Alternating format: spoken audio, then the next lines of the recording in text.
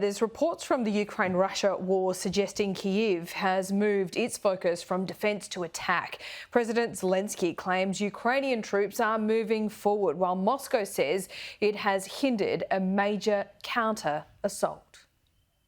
The Ukrainians have been preparing for months for a spring offensive that's shifting to the summer. And the pressure's building as they seek to reclaim their lands. But in this slick-looking video produced by Ukraine's military, they tell us they'll fight where and when they see fit. Plans love silence, says the caption. There'll be no announcement about the start. Yet both sides are fighting, and the Russian military spokesman has decided to call it. The enemy has launched a large-scale offensive without success, he said. We've seen claim and counterclaim in the past 24 hours, rebel fighters saying they're in possession of villages in Russia's Belgorod region, while the Russians say they destroyed a Ukrainian unit in Kozima.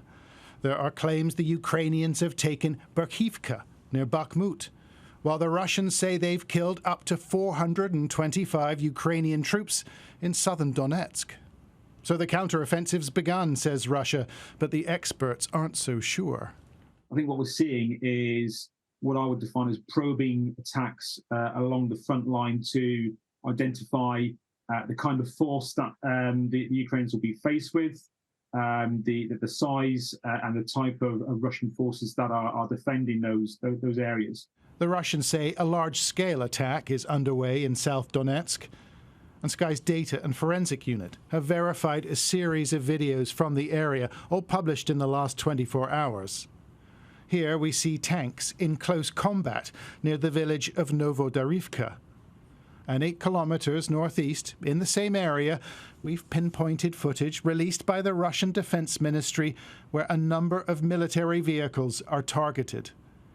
But we haven't seen evidence of a major thrust by the Ukrainians, along with the use of Western tanks, like the Leopard or the Challenger.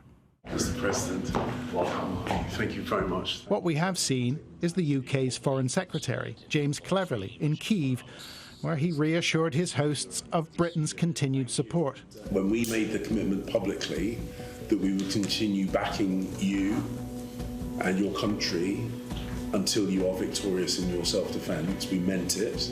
And senior officials in Ukraine now say they are moving to offensive operations. The tempo of war is rising.